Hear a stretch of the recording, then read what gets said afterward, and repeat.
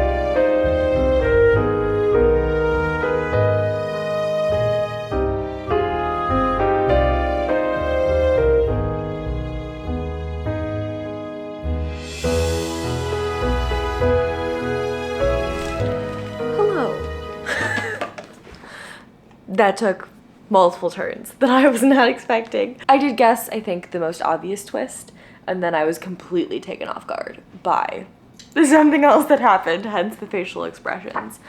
Yeah, I love this. I think this is a really solid 4-star for me. It was very interesting. It delivered on the premise. I'm glad it went where it went. I wish we'd had a little bit more conversation about our society's fascination with sex and the occult and the combination of those two things. I think that's something that we see a lot recently. Like, if you look at any HBO show that comes out, people have this fascination with the darker side. And I think we were almost having those conversations in here, but didn't quite go where I wanted it to. I didn't think it would have had to go there in order for me to give it 5 stars. But I did have a really good time. I'm really glad that I finally read this. I've been wanting to read this for a really long time, and I'm so glad that this was our first read of Summerween. So now I think we have to pick out what our second book is gonna be. Why don't you just come with me and we'll go pick our next book? I think I either want to do this or this. I really want to prioritize this. If I read one thing during Summerween, it has to be this. And since I've already read one book, I think we have to start reading this. Here's what I'll do. I need to empty the dishwasher and do some cleaning. I will read the first chapter of both of these, and then we'll pick our next book. That's what we'll do.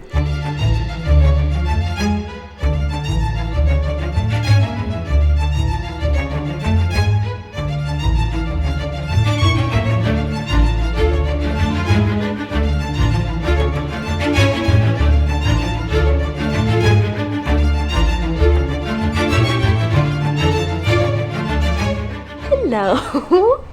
Hello, friends. Hi.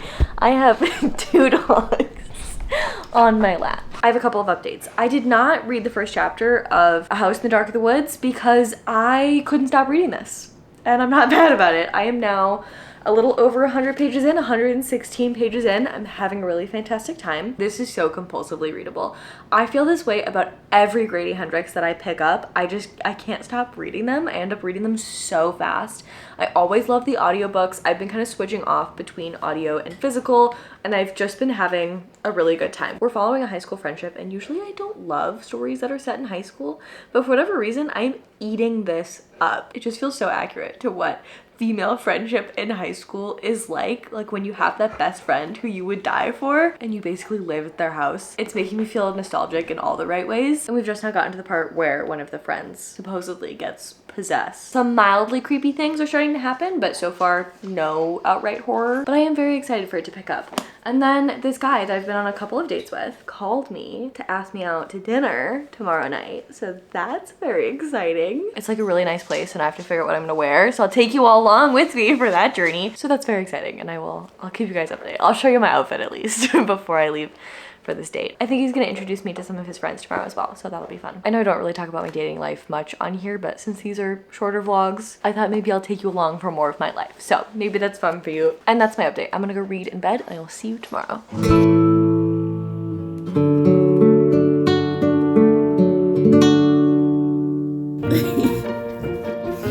Good morning. Let's go read.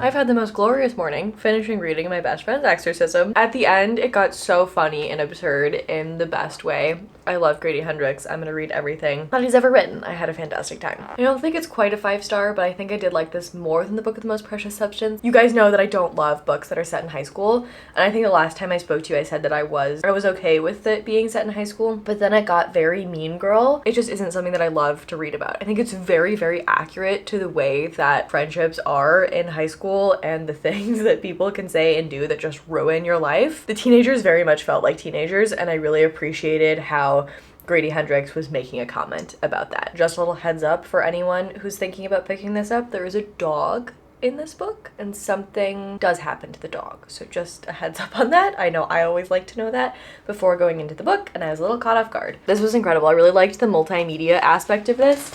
Like there's like little quizzes in here where you start to see this friendship devolve and you get these little questions. Are you driving away your best friend? And it's like the little quizzes that were in magazines back in the day. And it was just a really fun time. I also feel incredibly stupid because this is set in the fall. I waited almost an entire year to read this because I thought it was set exclusively in the summer. It's not. It's set primarily in the fall. It does start in the summer, but then they go back to school and the majority of the book takes place in the fall. I feel dumb now, but we did achieve the prompt of reading a book that takes place in the fall. On the back it says this book packs all the magic of a summer horror flick. And I took that to mean this takes place in the summer. It's almost 1 p.m. I have plans tonight. I'm just gonna be an editing gremlin for the next 5 hours because you are seeing this tomorrow, which is cool and fun that it's real time, but also reading and vlogging and editing and living my life is a lot. So I'm going to go edit and I will see you tonight.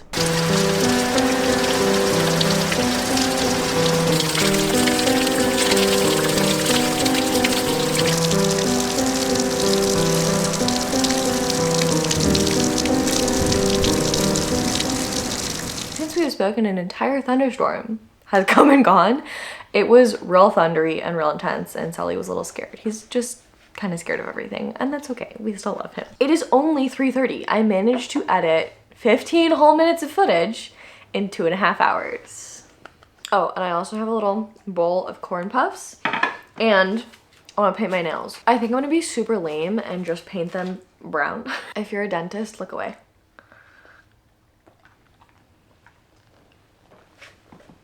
Ha! Got it. Okay. I'm just gonna paint them brown because I'm going to dinner tonight and I think I'm gonna wear open-toed shoes and I would like to paint my toenails before I have them out in the world. So I want to listen to an audiobook while I'm doing that. But I think I want to save The House in the Dark of the Woods and I just want to read that like at night when it's spooky scary. So I don't think I'm gonna pick that up. And then Mexican Gothic, I didn't love the audiobook for, so I don't want to continue in that.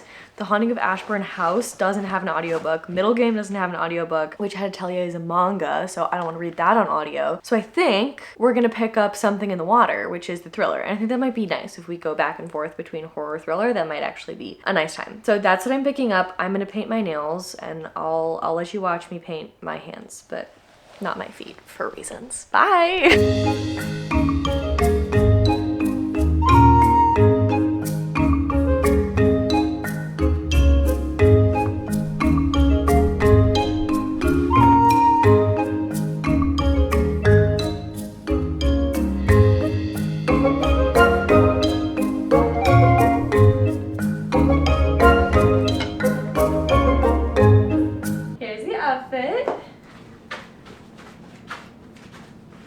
What do you think? think. I think I have about 20 minutes. I need to feed the dogs, but first let me fill you in on something in the water. Because I am, I think, almost like 20% of the way through it. I was just listening to it while I painted my nails and my toes, and I kind of had it on while I was getting ready. The book starts with our main character digging a grave, which is one of the best intros to a thriller. I love when a thriller starts in the crazy intense scene and then you go backwards and you're trying to figure out how we got there. So I really love the setup. And now we are following our main character and this guy that she is going to marry, and their relationship, how they met each other, them going on this vacation, this honeymoon. There's some, I would say, like standard tension in the couple. There's some things coming up that are adding strain to their perfect life. And now, on their honeymoon, a tropical storm is rolling in, and I have a feeling something is going to happen in this storm. For a book in which nothing much has really happened so far, I'm hooked. I'm very interested. I don't typically love a domestic thriller, but I don't know, maybe Catherine Steadman is just for me. Maybe she's an author that's for me. So that's really exciting, because if I like this, then I can pick up more of her backlist. I think she wrote The Family Game, which came out this year. I can't remember if people liked that or not, but I am enjoying this, so maybe I'll enjoy that too. I do think this is where I'm gonna leave you, because when I get home tonight, I need to edit the other half of this. So I will see you in a couple of days. I think my plan is to post part 2 on Tuesday. So let me know in the comments what you guys are reading during Summerween, if you're participating in Summerween, if you've read anything that I've read so far. I think we've already read 2 books. We've started a 3rd. I'm very excited for what the rest of Summerween has to hold. I think tomorrow we might bake a spooky treat, so stay tuned for that. And that's it. I will see you next time. Bye.